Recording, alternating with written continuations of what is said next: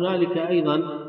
مسألة يعتبرها بعض الفقهاء في حكم المغني عليه، وهو من شرب حتى سكر في ليلة رمضان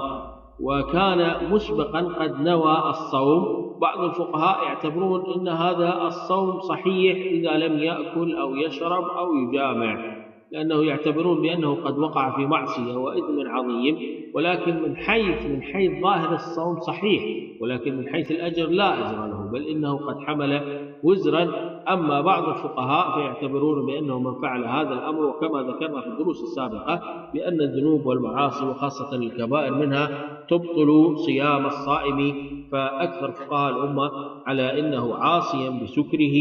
وهو في هذه الحالة يعد مفطرا. وبعض الفقهاء يرون بأنه يجب عليه أن يقضي ويكفر، وبعضهم يرى بأنه لا يقضى، لأن رمضان يوم من رمضان لا يقضى